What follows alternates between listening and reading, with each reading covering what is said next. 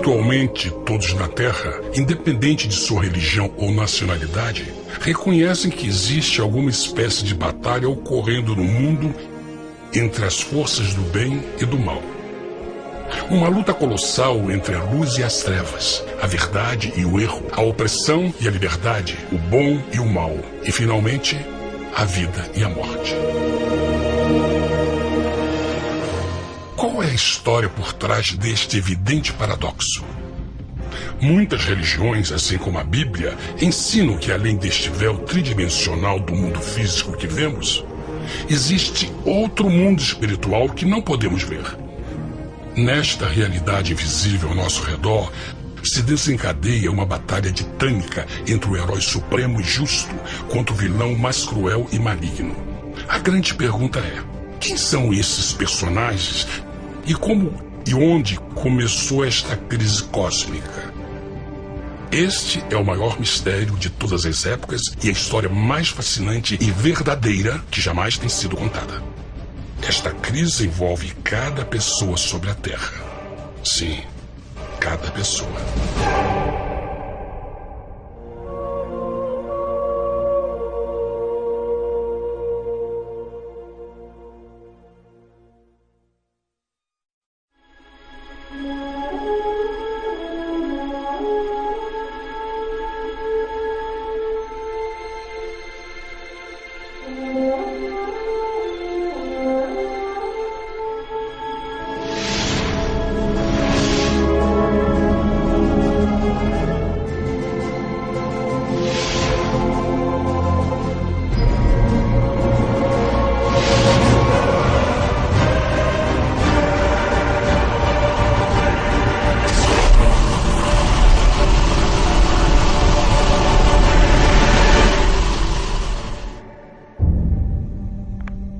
A história humana está repleta de cenas de guerras.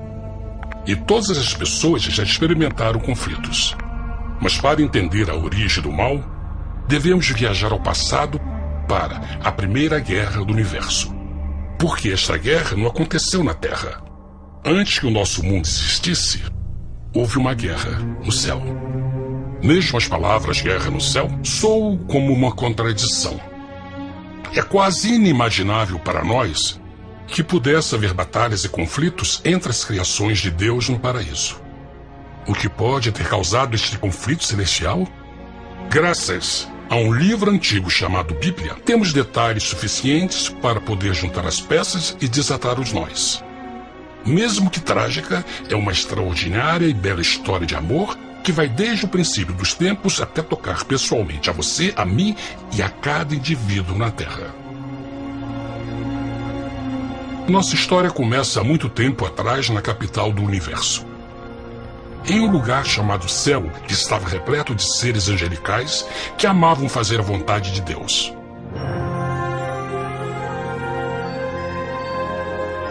Sob o justo e amoroso governo do Criador, todo o céu desfrutava uma existência de felicidade e perfeita paz.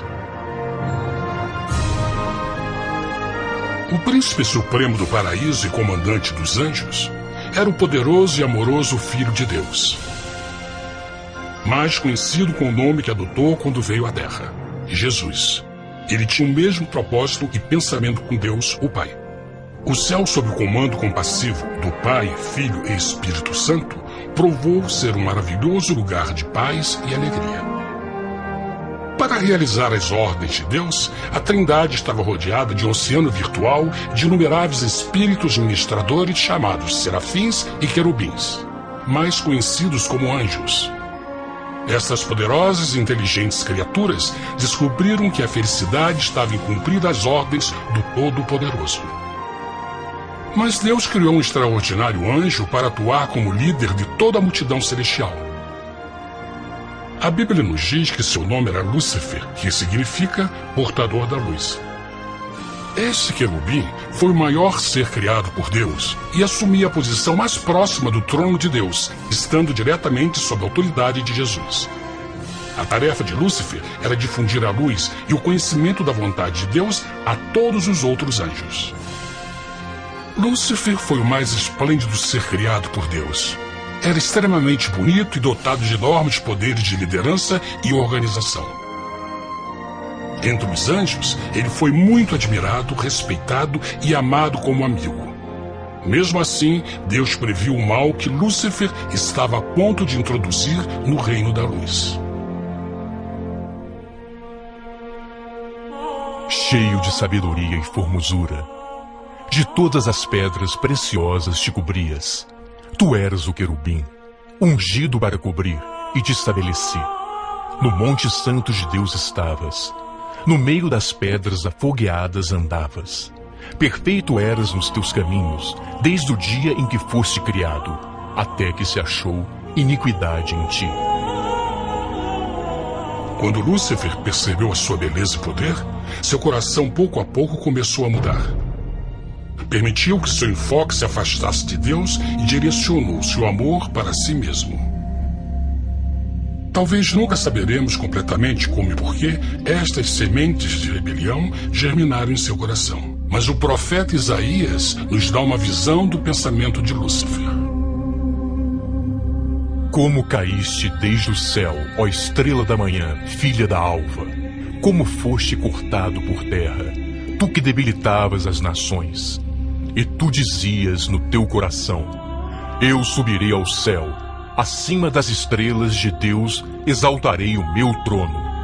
Subirei sobre as alturas das nuvens, e serei semelhante ao Altíssimo. Lúcifer, aos poucos, começou a cobiçar o poder de Deus, mas não sua personalidade. Ao pensar em suas próprias habilidades e belezas extraordinárias, os perversos tentáculos do orgulho e vaidade congelaram sua mente. Este ressentimento e inveja fizeram com que ele violasse a lei sagrada de Deus e se rebelasse contra seu governo. Precisamos fazer uma pausa e esclarecer algo. Desde o princípio, Deus ordenou que as leis da física governassem o mundo material em que vivemos. Sem essas leis naturais, o universo seria um caos. Do mesmo modo, as leis morais de Deus sempre têm dado segurança e estabilidade ao cosmos. Alguns pensam que os 10 mandamentos não existiram, até que o Senhor os entregou a Moisés no Monte Sinai. Mas as Escrituras nos ensinam que os princípios das leis de Deus sempre existiram por toda a eternidade, pois são a base fundamental de seu reino de amor.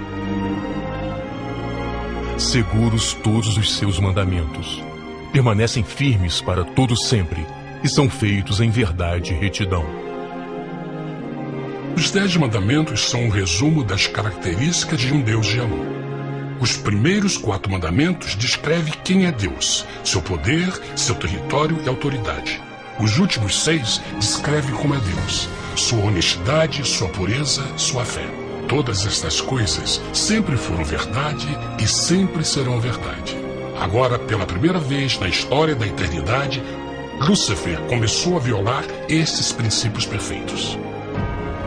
Lúcifer sabia que se fosse compartilhar o poder e status de Deus, necessitaria de apoio. E deu início ao trabalho. Começou sorrateiramente a circular entre os outros anjos, plantando sementes de dúvida e descontentamento a respeito da liderança de Deus, ao mesmo tempo em que, sutilmente, revelava suas próprias virtudes. Ele insinuou que Deus abusava de seu poder divino e suas leis restringiam a verdadeira liberdade e felicidade de suas criaturas. Com seu raciocínio audaz e poder de influência, Lúcifer pôde persuadir a um grande número de anjos a se unirem para seu motim. Talvez se perguntem, como tantos anjos inteligentes puderam seguir esse desertor? Bom, lembrem que até este ponto nenhum anjo tinha escutado uma mentira. E nesse primeiro estágio da rebelião, os anjos não perceberam a obsessão de Lúcifer em assumir a posição de Deus. Não sabiam que finalmente ele planejaria a tortura e o assassinato do Filho de Deus na cruz com a intenção de ocupar o seu trono. Estranhamente, Lúcifer pensou que poderia ocultar seus verdadeiros propósitos de Deus. Ai dos que querem esconder profundamente o seu propósito do Senhor e fazem as suas obras às escuras e dizem: quem nos vê e quem nos conhece? Não pense nem por um momento que a rebelião de Lúcifer surpreendeu Deus e o pegou desprevenido. O Senhor sabe de todas as coisas e os pensamentos de suas criaturas. Ele entendia exatamente o que estava se passando pela mente de Lúcifer. E piedosamente Deus advertiu o desgarrado anjo do perigo. Mas no final, o orgulho e a vaidade não permitiram que Lúcifer se arrependesse. Então, iniciou a rebelião total contra Deus em vez da humilde obediência. Alguns podem perguntar, isso significa que Deus criou um anjo defeituoso?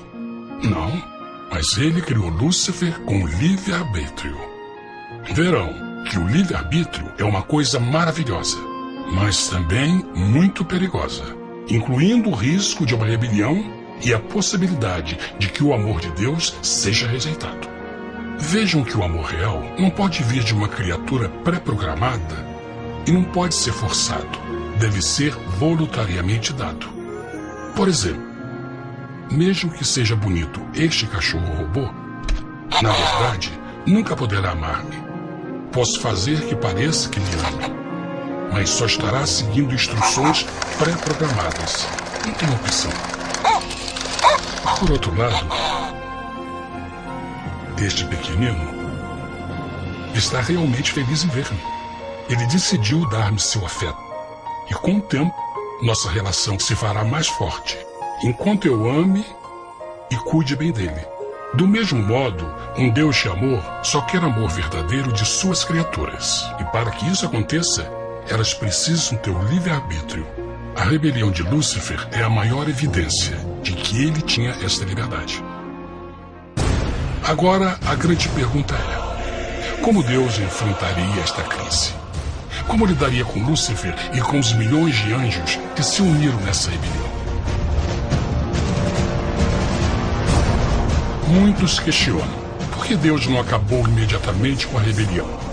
Afinal, ele poderia facilmente vaporizar Lúcifer com um raio. Mas isto teria solucionado o problema? Não, pelo contrário. Isso só teria intensificado as dúvidas e suspeitas que Lúcifer havia plantado na mente dos anjos. Lembrem que Lúcifer sabia, como ninguém mais, da engrenagem interna do governo de Deus. Sua destruição seria vista como parte de uma grande ramação, e a razão que motivou servir Deus teria sido o medo da represália e não o amor. O Senhor sabia, na sua sabedoria, que a melhor forma de enfrentar a crise era permitindo que tudo seguisse o seu curso. Esta seria a única forma de se assegurar que o mal não se ergueria outra vez. Deixai crescer ambos juntos até a ceifa. E por ocasião da ceifa, direi aos ceifeiros: colhei primeiro o joio, e atai-o em molhos para o queimar. Mas o trigo, ajuntai-o no meu celeiro.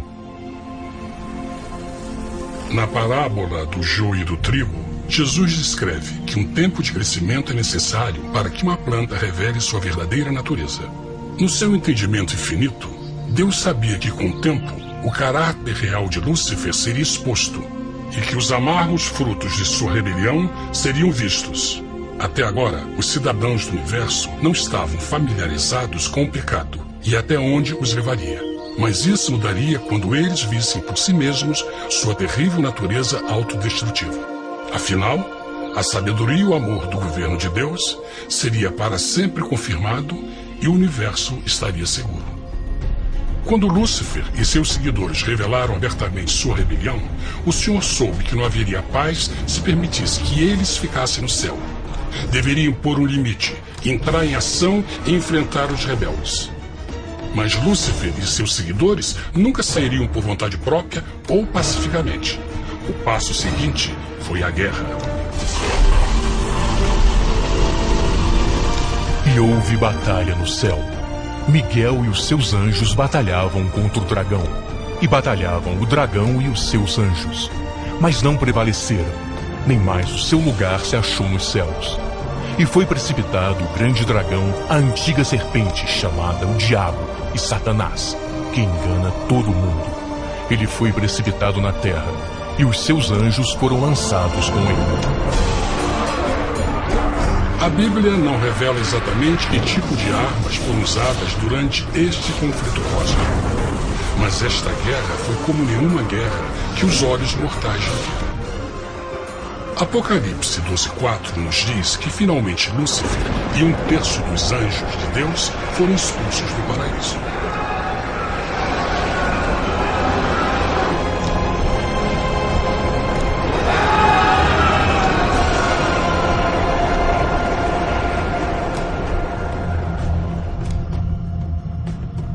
Mas e agora?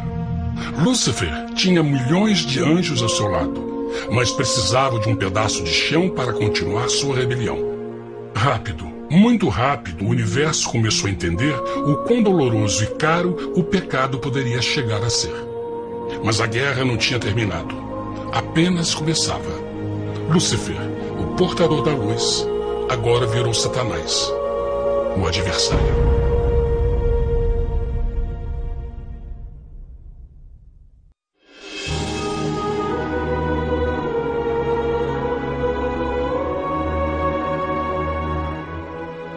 Depois da guerra no céu, Satanás e seus anjos caídos foram expulsos da corte de glória.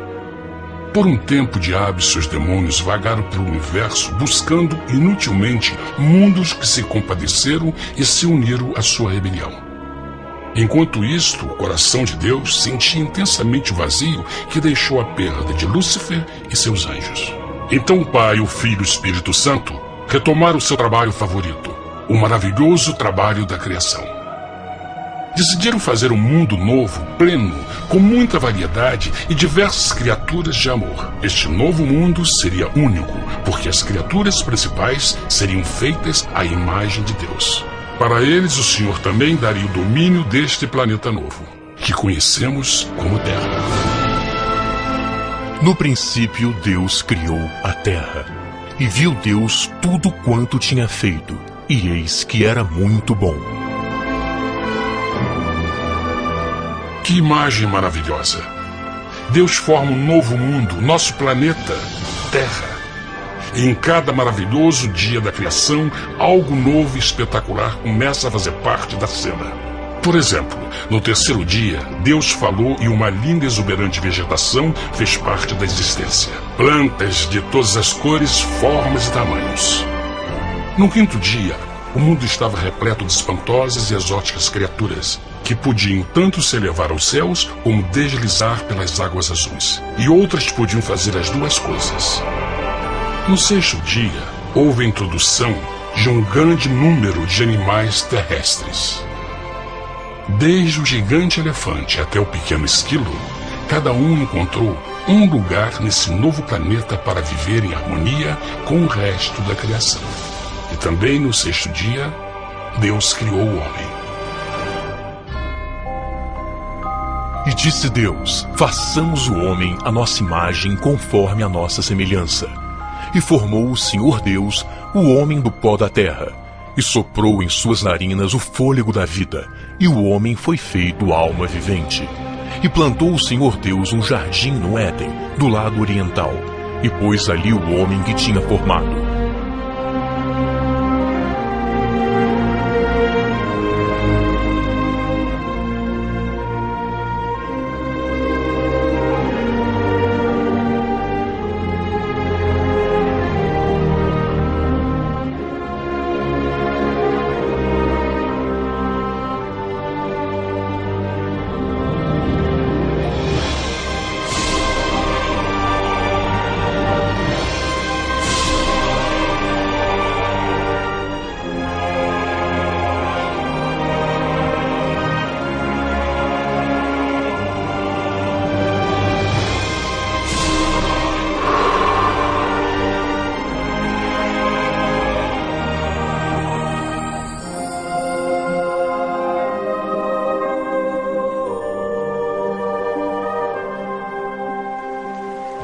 Mas que grande honra ser criado à semelhança de Deus, ser um indivíduo com liberdade de pensamento.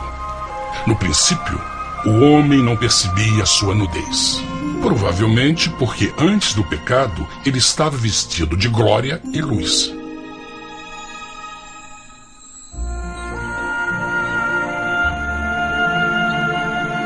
Deus também criou a companheira perfeita para Adão, sua bela esposa, Eva.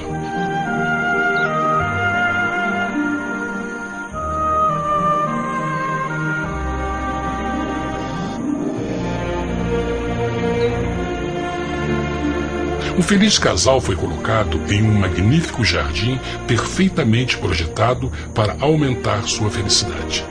Para Adão e Eva e as outras criaturas da terra, também foi dado o privilégio divino de procriar a sua própria imagem. A intenção de Deus foi que a raça humana tivesse domínio sobre este paraíso perfeito para sempre.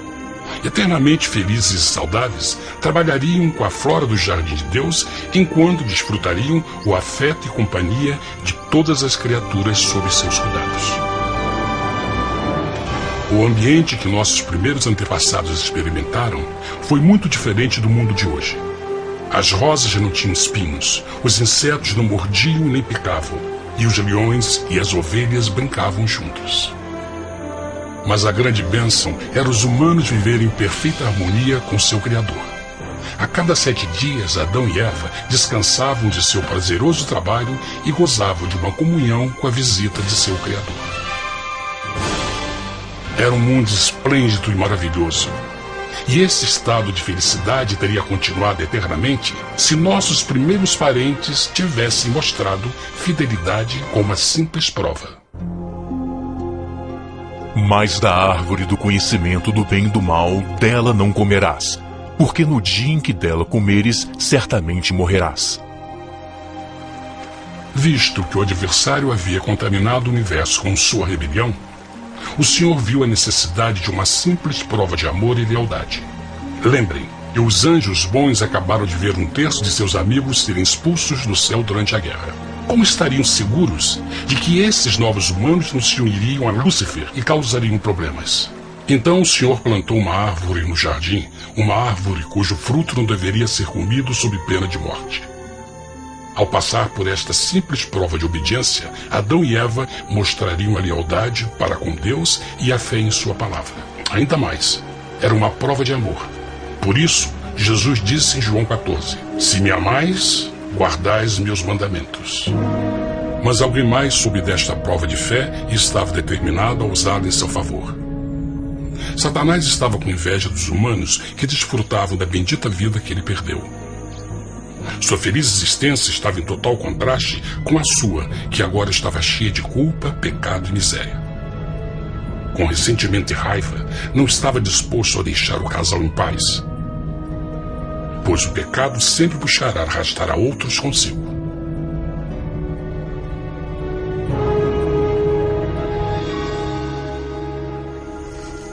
Então um dia, quando Eva estava concentrada em seu agradável trabalho, se viu sozinha e muito perto da árvore proibida. Foi quando Satanás viu sua oportunidade. Através de uma serpente hipnotizante, o anjo caído chamou Eva até a árvore e a envolveu em uma conversação.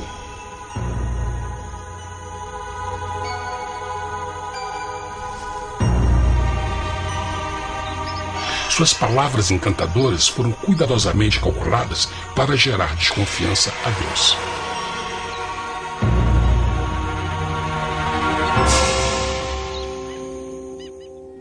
A serpente replicou à mulher, de modo algum morrereis.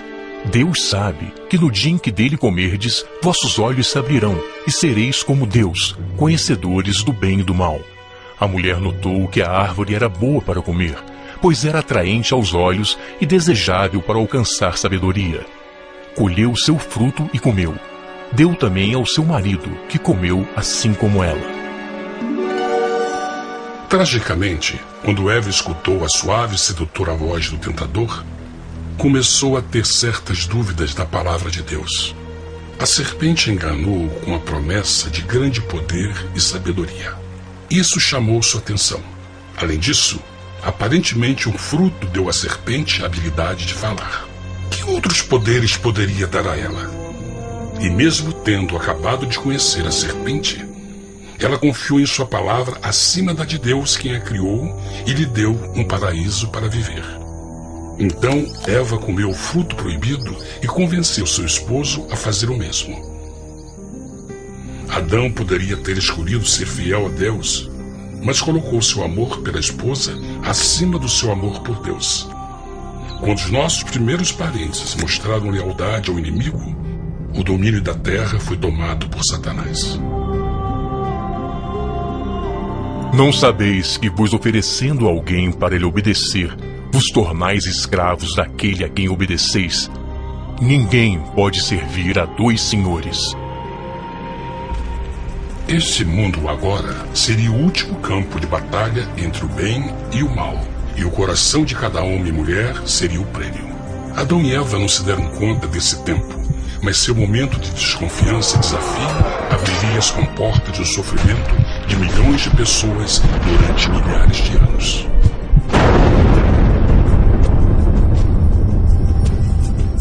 Portanto, como o pecado entrou no mundo por um homem, e por ele a morte, e assim a morte transmitiu-se a todos os homens naquele em quem todos pecaram. Nossos primeiros parentes logo enfrentaram o terrível resultado de seu pecado. Em estado santo, Adão e Eva resplandeciam com túnicas de glória. Depois de pecarem, suas túnicas naturais de luz se desfizeram e eles ficaram mortificados com a sensação de sua nudez. Vergonha e temor tomaram lugar de sua alegria e paz e trataram de cobrir sua nudez com folhas. Agora eles se encontravam sob constante influência do diabo. Ao ceder à tentação, debilitaram sua natureza. E Satanás ganhou poder sobre a humanidade. As pessoas não podiam resistir às tentações do diabo com sua própria força. Por último, e o mais aterrador, se encontravam vivendo sob a pena de morte iminente. Deus havia advertido que a desobediência traria a morte. Já tinha experimentado a morte espiritual. Quanto tempo passaria para sofrerem a morte física também? Nesse ponto, seu futuro não tinha nada mais que escuridão e desespero. Tendo expulsado o homem, colocou diante do jardim do Éden os querubins com o cintilar da espada flamejante, para guardar o caminho da árvore da vida. Como o pecado provocou a expulsão dos anjos caídos de seu lar celestial, agora pela desobediência, Adão e Eva foram tirados de seu jardim, seu lar no paraíso. Tudo à sua volta estava mudando rapidamente, e a humanidade se encontrou suscetível às dores, doenças e finalmente à morte. Até os animais e plantas estavam infectados pela terrível maldição. Os espinhos e cardos agora pareciam em árvores e flores, e os animais que antes eram gentis começaram a se matar e a devorar uns aos outros. O pior resultado foi que o pecado separou a humanidade de Deus. Mas vossas iniquidades cavaram um abismo entre vós e vosso Deus.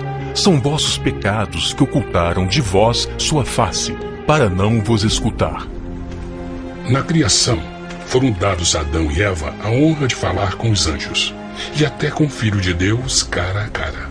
Mas Deus é tão puro e santo que nenhum mal pode existir na sua presença. Agora que os primeiros humanos tinham pecado, Deus afastou sua santa presença deles para sua própria proteção. O pecado tinha queimado uma parte da alma do homem que já não podia ver a dimensão espiritual. Deste momento em diante, a comunicação com o céu seria limitada. Mesmo com todas estas maldições caindo sobre Adão e Eva, o coração do Senhor se encheu de compaixão.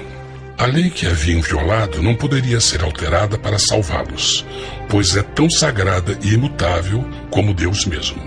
O Senhor sabia que havia só uma maneira na qual o homem podia se redimir. Então um plano foi revelado, nascido do fundo do coração de Deus. Um plano para salvar o homem de seu encontro com a morte eterna e restaurar tudo que estava perdido com o pecado. Seria de grande intensidade, alcance e poder, mas seria um plano que também implicaria num enorme sacrifício. O amor de Deus para conosco se manifestou por ter enviado ao mundo seu Filho unigênito, a fim de vivermos por ele. Nisso consiste o amor, não em termos nos amado a Deus, mas em ele nos ter amado e enviado seu Filho para se sacrificar por nossos pecados. As Escrituras claramente ensinam em Romanos 6:23, o custo do pecado é a morte. A lei violada demandava a vida do pecador e só tinha um em todo o universo qualificado como substituto da humanidade. O Criador só podia pagar a dívida de suas criaturas tomando seu lugar. Então Jesus Cristo, o Filho de Deus, concordou em deixar a pureza, glória e segurança do céu. Ele viria para morrer em nome do homem em seu malvado e renegado planeta. Ele nasceria como um inocente e indefeso bebê, suportaria uma vida de dor e vergonha e mesmo assim viveria uma perfeita e vitoriosa vida. Finalmente, ele teria uma morte humilhante para poder ser o substituto da humanidade caída. Por seu sacrifício, a humanidade incrivelmente receberia uma nova oportunidade de ter a vida eterna. Seu sangue seria o resgate para um mundo raptado por Satanás. Este maravilhoso plano de redenção foi graficamente ilustrado no sistema de sacrifício de animais ordenado por Deus depois da queda do homem. O Senhor tinha avisado Adão e Eva que iriam morrer no dia em que comessem do fruto proibido. E como que permaneceram vivos? A Bíblia nos diz que imediatamente depois do pecado, Deus providenciou roupas na forma de peles de animais. É bom notar que o Apocalipse se refere a Jesus Cristo como a ovelha que foi morta desde o princípio do mundo. Isto indica que uma ovelha foi sacrificada no mesmo dia para prevenir suas mortes imediatas. Pela fé, neste sacrifício, suas mortes foram simbolicamente transferidas deles para a criatura inocente. A ovelha certamente era a representação de Jesus. Assim, um raio de esperança foi dado em uma situação de escuridão e desespero. Através do arrependimento e a fé no sangue do Messias, qualquer humano poderia uma vez mais ser filho de Deus. Mas mesmo com este grande plano para a humanidade, Satanás ainda tinha o domínio da terra. E a vida na terra não estava fácil. No mundo haveis de ter aflição, mas coragem, pois eu venci o mundo. Naturalmente, muitos se perguntam, como um Deus amoroso e poderoso permite dores e sofrimentos no nosso mundo atual? Mas está claro desde o Gênesis que Deus nunca quis que nós tivéssemos o conhecimento da dor dessa vida. Quando o mundo saiu das mãos de Deus, a terra era um maravilhoso paraíso. Foi o pecado de Adão e Eva que deu a Satanás o direito de assumir o controle deste planeta. Devido à sua trágica eleição, o diabo e seus súditos ganharam o poder de tentar e atormentar os humanos, introduzindo a doença, a dor e o sofrimento. Talvez fosse melhor perguntar: por que Satanás não tem o controle total da humanidade? A resposta é Jesus Cristo. Talvez já perceberam que a morte de Jesus na cruz deu a cada um de nós a oportunidade de sermos salvos, mas na verdade fez muito mais do que isso. Quando o Salvador ofereceu sua vida para redimir a terra, esse ato poria restrições ao controle de Satanás sobre a humanidade. Satanás não poderia forçar nossa vontade e seu poder de nos ferir seria limitado. O sacrifício de Cristo também nos trouxe um tempo de prova, durante o qual poderíamos ver a diferença entre o governo de Deus e o de Satanás, e então decidir a quem servir. Finalmente, pelo sacrifício que fez Jesus, o reino de Satanás chegará ao seu final, e um dia a terra será devolvida ao homem mais maravilhosa do que era no princípio. Mesmo Adão e Eva tendo começado suas vidas como exilados do paraíso, ainda tinham esperança. Deus providenciou peles de animais sacrificados para se cobrirem. Mas o mais importante, ele prometeu o sangue do Cordeiro de Deus para pagar por seu pecado, se aceitassem a Cristo e se arrependessem. Uma grande pergunta permanece: as pessoas aceitariam o grande presente de Deus? Como escaparemos se agora desprezarmos a mensagem tão sublime da salvação? A incrível história que acabaram de escutar é verdade e afeta vocês. Pois, pelo desejo de Satanás de ser Deus e a desconfiança e desobediência de Adão e Eva, todos nós nos encontramos em uma situação perigosa. De um lado, a humanidade foi grandemente favorecida por Deus com uma segunda chance de recuperar nosso lugar no Éden. Por outro lado, se nós desistirmos de aproveitar esta grande chance, nos tornaremos escravos de Satanás e finalmente seremos destruídos quando Deus limpar o universo do pecado. Amigos, não há melhor hora de fazer sua escolha por Jesus do que agora mesmo. Nenhum de nós sabe quanto tempo mais teremos que viver nesta terra. Jesus nos tem mostrado grande interesse no seu bem-estar e seu amor por vocês o levou a providenciar uma maneira de escaparmos de uma futura destruição. Ele quer que você o aceite e se arrependa de seus pecados. Através de Cristo, pode encontrar o perdão para tornar-se como Ele em caráter. A triste notícia é que Satanás atua de todas as formas possíveis para evitar que aceite o presente da salvação de Deus. Devido à nossa rotina da vida, o amor ao dinheiro ou alguma outra distração fascinante, ele trabalha para manter a todos ocupados e afastados do que, na realidade, mais importa, sua salvação eterna. Para que entenda a realidade da situação e que se você não escolhe a Jesus por omissão, está escolhendo a Satanás. Mesmo que a terrível escolha de Adão e Eva nos traga morte e miséria, vocês agora podem tomar uma melhor decisão. Deus está oferecendo uma paz que satisfaz o anseio mais profundo de sua alma e uma alegria que não encontrará nas atribulações deste mundo. O desejo que tem o coração de Deus é que seja salvo e esteja com Ele no paraíso. Mas o único que pode mantê-lo fora do céu é você. Imagine a tragédia que seria se você recusasse este precioso presente. Você pode decidir hoje e aceitar a salvação que Deus prometeu. Na verdade, nesse momento, pode aceitar a vida eterna através de Jesus Cristo. Posso convidá-lo para que acompanhe agora mesmo em uma simples oração, aceitando sua maravilhosa oferta? Por favor, repita depois de mim. Querido Pai Celestial, venho a Ti agora e humildemente pedir Teu perdão. Senhor, confesso que sou um pecador e violei Tua santa lei. Entendo que a pena por esse pecado é a morte. Acredito que Jesus Cristo sofreu e morreu na cruz para receber o castigo por todos os nossos pecados. Acredito que Jesus ressuscitou e eu o aceito como meu Salvador pessoal. A partir deste momento em diante, Te dou o meu coração e eu o aceito como Senhor da minha vida. Por favor, perdoa todos os meus pecados e envia Teu Espírito para ajudar-me a fazer a Tua vontade. Te agradeço por Teu grande amor e aceito Teu presente da vida eterna. E eu oro tudo isso em nome de Jesus. Amém.